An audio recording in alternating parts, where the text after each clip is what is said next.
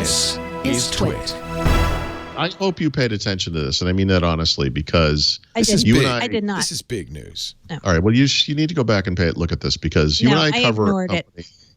Okay. Well, I'm just telling you, I did. And did you really? I've read about it. Oh, now, you didn't and I watch feel it. That's okay, though. No, I feel up to speed, and still just as bored as I was when it was happening. Love it. I don't know what this. Sorry. Love it. So we're talking about Apple, and by the way, don't say the A word, the ARM word. This is Apple's move from Intel to Apple Silicon, and I knew that they wouldn't say ARM because you did. Isn't. I was surprised. No, it's not ARM. I think that's what they're at great pains, because ARM has been tarred with the brush of being slow, being low power. You know, it doesn't.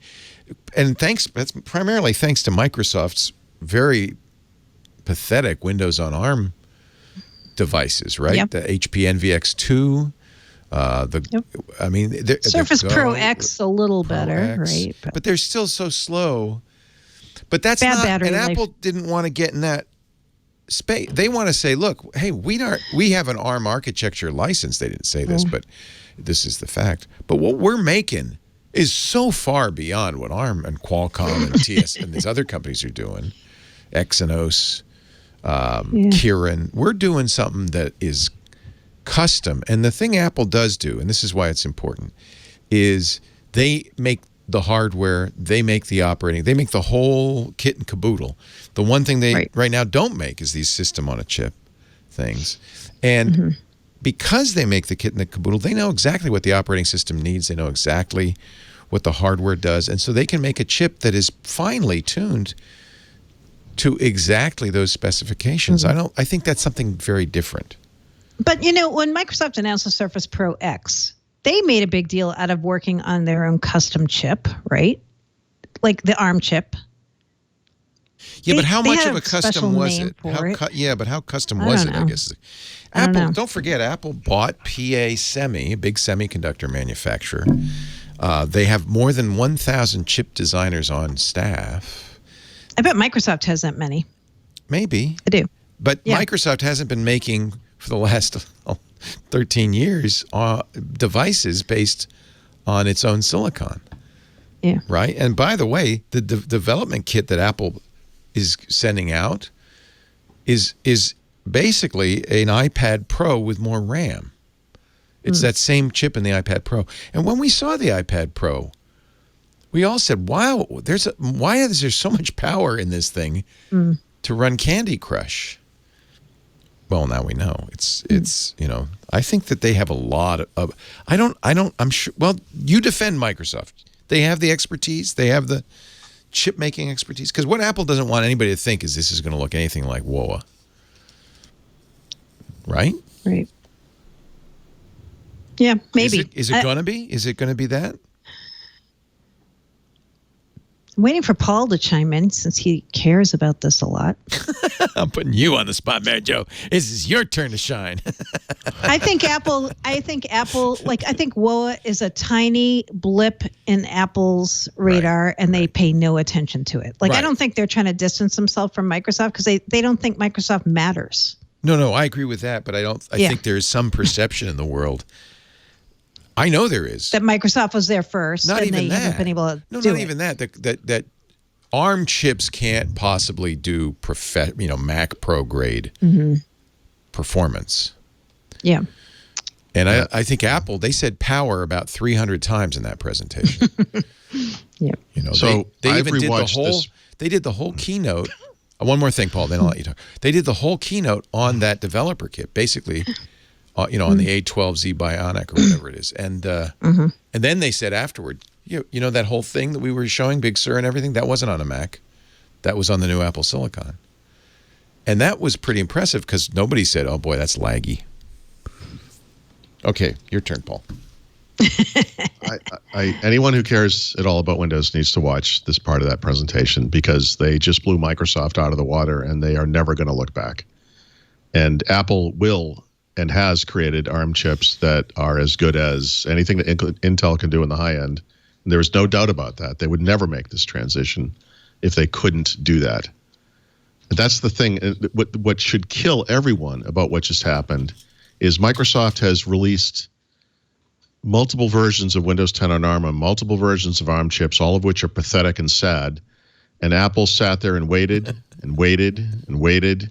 And then it was perfect. And they said, okay, now we're doing it. And now we're just going to, and by the way, Windows 10 on ARM, I think Mary Jo said Apple doesn't even think about it. Microsoft doesn't even think about it. It's nothing. It's a little side project. The thing that is most impressive about what Apple is doing is that they are literally transitioning their entire product line to this chipset. If Windows 10 on ARM fails, and it has, but if it keeps failing, who cares? Windows 10 just keeps going. It's like whatever. Right. And that's the thing. You're either serious about doing this or you're not. Mm-hmm. And there's all kinds of stuff that there were a million examples of Microsoft going down a road, and then giving up on it. And this is going to be one of them. And we're all going to bitch and moan for a little while when it happens. Wonder about what could have been. So if they'd only done this, this would have happened, and blah blah blah. And it's just the same thing over and over again. And I don't understand not being outraged by this point, because you can look at it with little things like the way that they added dark mode to macOS, which is a lot more elegant than the way it works in Windows. Or you can look at something major like this, which is an architectural foundation for their entire platform. It's incredible. What they're doing is incredible. And I hate this company. and I'm saying that. I mean, I hate them. But you cannot not be impressed by this. Yeah. But don't you think part of this, too, is Microsoft's not doing what Apple is doing? Microsoft's not saying we're dumping Intel and going ARM. They're not saying that. That's of course not. But the positive outcome, but you got to remember why they did ARM, right? It wasn't because ARM is the future. It's because Perry Myerson wanted competition for Intel. And AMD, in his words, was circling the drain at the time. All right, well, look, there's Qualcomm. They're actually the biggest chip maker in the world. Let's sign on with those guys. Let's pretend we're going to bring it to other ARM chipsets in the future. Yeah. Sorry, I think they also went with ARM not just because they wanted to give Intel competition, but also because there were all these promises about battery life and lots of other things that haven't not materialized, right? So this, right. But that's what I feel like. I feel like the strength Apple has is they can do something whole hog, right? Like we're going away from Intel. We're going to ARM, right? Yep. Yeah. But Microsoft's not. So but the other half of what I was saying, which supports what you just said, was Microsoft doesn't care which chipset wins. They just wanted what they wanted to do was give Intel competition to force them to pay attention to what they think is the mass market of the future for PCs, which are these thin and light fanless designs. And Intel was not there. It's still technically not there. I mean, they're only right now releasing their first 10 nanometer, for ultra or whatever they are, ultra thin and light machines. I mean, their own roadmap, they were delayed by 3 to 5 years, whatever it was. Intel just really failed at the exact wrong time. Yeah, as this stuff was happening. And Apple kind of bided its time. They love control. They want to control the whole thing, and that's understandable. And there is a case to be made that the better products will result. There's also a case to be made that more controlled products will result. But guys, this bothers me on multiple levels because there's the ARM thing, which again, Windows 10 on ARM's a tiny thing. Okay, fine. What is kind of a bigger thing is just like the actual usability of the operating system. Microsoft's been dicking around with Fluent design for like 3-4 years now, whatever it is. A little bit here, a little bit here, a little bit here. And, like I just said, everything they do, they just, it drifts away over time. And then it's silent for a while. And then they just, we're doing something else now. The people who did that have moved on. They're in different parts of the company, or now they're at Google or Amazon or something. And so, Apple just shows up and says, hey, we're going to make this whole thing consistent today. And they just do it all. And I'm telling you, I've been using it. It's great. It's awesome. Do you think Panos is going to change that? Like the one thing I'll say about Panos, one of many things I can say about him, is he's a very detail-oriented and design-focused guy, right? Yeah. Okay. Where I feel like other Windows chiefs were less so, and they were more about fighting fires wherever they erupted. And Panos, I feel like, is a guy who will be like, I'll take all the time in the world to make this one icon look amazing. So I'll ruin the surprise. No, he'll never fix this. It's not fixable because Microsoft as a company, as an institution, is incapable of making the decisions that are required to make this make sense. And they will not do it because, especially in Windows, backwards compatibility is king. They will never walk away from it. They will never say no to anybody. They will never say no to anything. And that's why you can still see Windows 95 icons in Windows 10 today. It's why there are at least 3 different management interfaces. It's why dark mode is only dark mode in some places. This is an operating system that has ads in it, Mary Jo. Do you think the guys that did that are going to fix this? Like I know that bothers me a lot less than you, but yes. All right. Well, okay. I don't know what to say to that. But I understand your point. I want to be an optimist about this and think that now that there seem to be slowing down the new feature additions to Windows Client, that maybe that'll free up the 5,000 developers to actually fix the UI. I have called for them to do just that many times. I did it as recently as today. I hope it happens. I got to tell you, the older I get, the more they don't do it, the less sure I am that it could ever happen. I'm really frustrated by this. Yeah. I don't like the Mac. I don't like Apple. I don't want to use this thing. I got to tell you, it's pretty amazing. It's pretty amazing. And, I don't know what the ARM stuff's going to be like, really. I mean, I think there's a real, that's going to be the real kick in the gut is when this thing actually works. We'll see. But one thing you said, though, I would correct. You said Apple's been waiting. It's not that Apple's been waiting. They've been very quietly for over a dozen years. Well, working, I meant. Working really hard. And we're seeing people who watch the Apple ecosystem closely know now, you were doing Metal because you needed a graphics layer so that you could transition to ARM painlessly.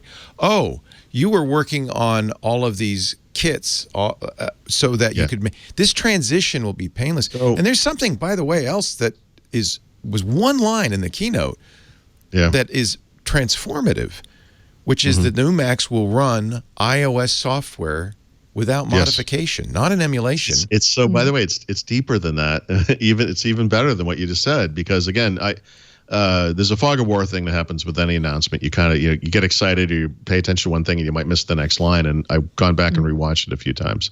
There are these little moments where they say things, and it's one of them is tied to what you just said, which is literally almost all iPhone and iPad apps will run unchanged on macOS. Almost all. Not some, not most. I don't remember the exact phrasing, but basically all. Now, developers might want to, probably will want to, modify those apps to, have better support for keyboards maybe or whatever it might be. And so that's an example because we thought Catalyst was a technology to port iOS apps over to Mac. Oh, no. It turns out it was just a library, a framework. So if you want to add Mac features to your existing... Features, exactly. For things that will now run natively on this other platform. Yeah. That's amazing. And they said something else. I don't know if you noticed this, but they said, and iOS apps designed for the iPad will automatically get Windows, resizable, full screen, all of the features of a Mac. Yep. Because we've been doing that. We've been moving that way. If you want to put a little pin in a calendar and say this is where everything went south, it was Windows 8, and not for well, maybe you have thought of this, but I mean, there are many reasons why that is true. But one of them is Microsoft had this mobile platform that at the time was exciting and innovative and new and could have really amounted to something. But instead of promoting that in Windows, they looked at it and said, let's make something like it. And it's not going to be the same. And the apps aren't interchangeable. The programming models will be different. They'll look different. They will literally be different. Like they just made something like it. And they never talked again. And over here on Apple's side, you have, different platforms for sure. And they have been working to bring those things together rather than have two separate things or three or whatever it is. That is clearly the right approach. That's where they blew it. I'm not saying it would have saved Windows Phone or whatever, but why on earth, when you already have a mobile platform, would you add another mobile platform to your desktop platform? Why wouldn't you add the one you already have? And then evolve it so that those apps make sense in both environments. They eventually tried to do that with one Windows. That was the entire point, to go and do what they should have done with Windows 8. We're talking about something that happened a decade ago now. That's how much time they've blown. It's over. Well, it's over. It doesn't matter how much time. Windows Phone is dead. And I honestly think you're right that Microsoft, in its heart, doesn't care. They see a world with a variety of platforms, a variety of even chip architectures, and they're a cloud company. They're platform agnostic. I'll tell you, through their actions, they have created a world in which there are a variety of platforms that are not run by Microsoft. But isn't this what Satya Nadella has been saying all along? I think he's just making the best news out of terrible news, right? Like now, he found a way to make it look good. Apple did say at this keynote, oh, and by the way, we've been working with Microsoft all along on this, and the Office is ready to run on Apple Silicon. You got to remember, the 3 guys in the Office team who were working on this didn't run back to the senior leadership team and tell them as a corporate focus we're now focused on Mac software. I mean, Microsoft has 150,000 employees. This is part of the company. I mean, if you want to do that, it was a King Solomon thing. Which of these is more important than the other? I mean, we've had this discussion. Ultimately, if you have to choose, Office is more important than Windows. It just is.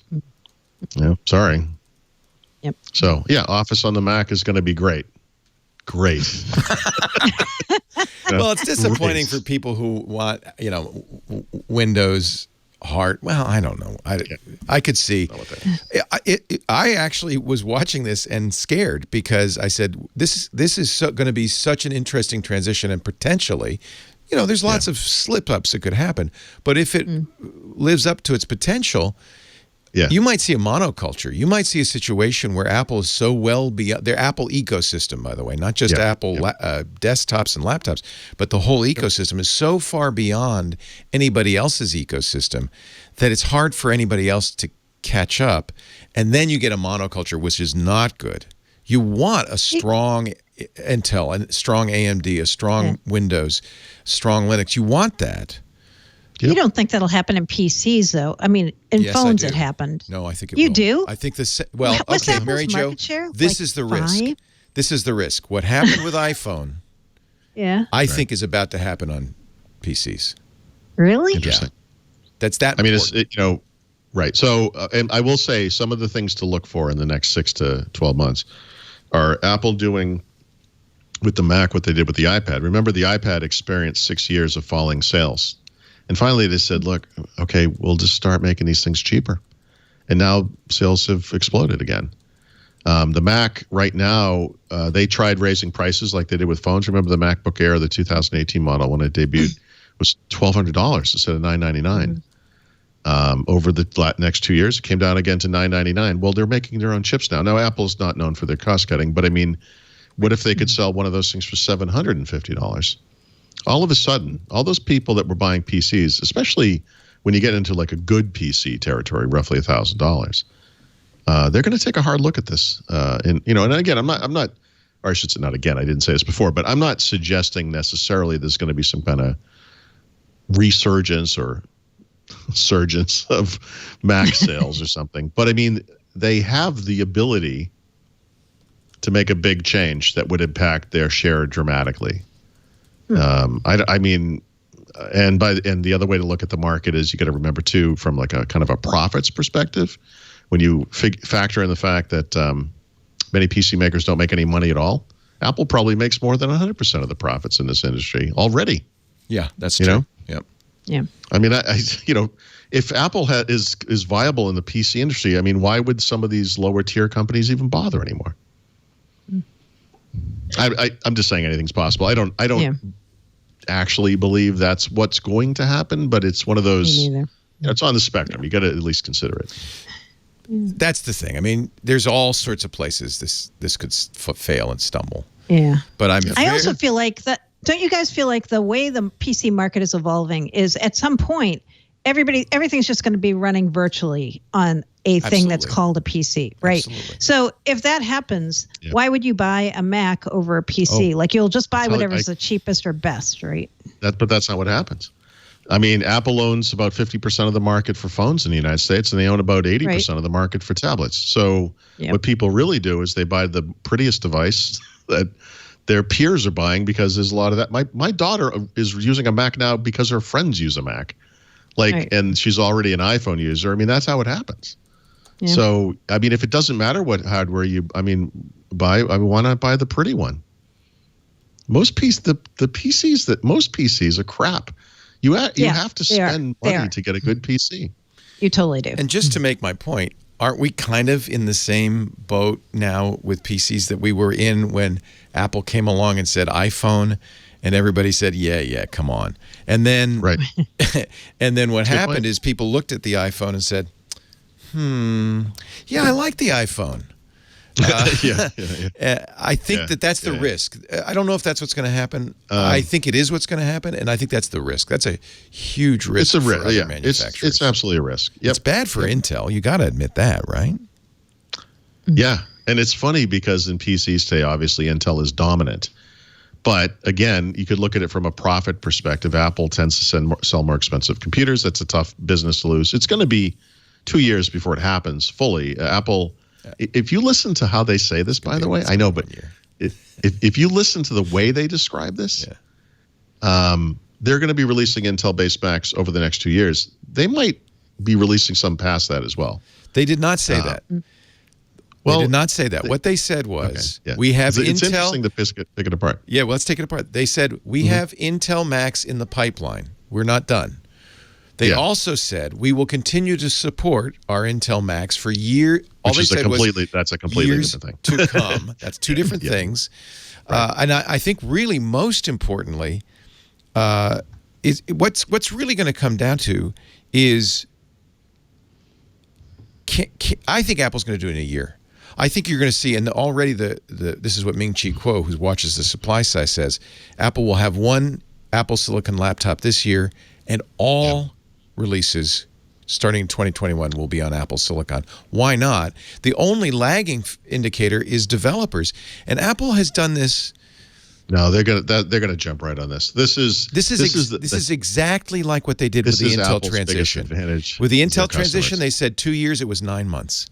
Yeah. With the Intel transition, they continued to sell a few Power PCs. They were already in the pipeline, but they trickled off real quick. Because who's going to buy an Intel Mac today? Well, I mean, honestly, if it's a pro device, it might make sense. We have to wait and see what they release on the ARM side. But, by the way, like I think you said it, that test kit they're giving out is based on the same chipset that's in an iPad. It's an iPad. But that's important because one of the big claims that Apple fans or whatever have been, making for the past few years is that these A-series chips are somehow way better than Intel chips. And I've always kind of said, well, that's nonsense. You don't have an apples to apples comparison to make there. We don't have macOS or Windows running on one of these things. How could you possibly know that? But when we see Windows running on ARM, it runs like crap. So, what are you talking about? But see, Apple's been doing this secretly in their little labs and like the Get Smart thing they were doing, and they have been adapting these chips. This is where again, making everything yourself is a huge advantage, because remember the first Qualcomm-based PC that came out, the first two were based on the 835, which is the same chipset that was in phones. Those things ran like crap. They were terrible. It was awful. They did I don't remember the whole lineage, but it was 845, 850. And then eventually, of course, internally between them, Qualcomm and Microsoft were like, well, look, we got to adapt these chips to the unique needs of PCs. This is never going to work. And that's cool. And that's how the 8CX happened. It's how Microsoft's SQ1 happened. But you start losing stuff at that point because those things don't get killer battery life like the earlier ones did. Mm-hmm. So, on the Qualcomm Microsoft side, where this is not a big deal for either one of these companies, let's be honest, that's the level of attention these things get. You're sacrificing something. You're just always going to, that's the problem. Now, the dream is that won't always be the case. On the Apple side, they're making this entire transition, and their argument is it can't fail. It has to work, or we're not doing it. They're all in. They're doing it. And I don't think they'd be doing it. Look, this is a company that is worth $1.5 trillion, has more than $200 billion in the bank. Yeah, this is not a company that's dipping its toe. They're saying, we're betting a $1.5 trillion company that this will work.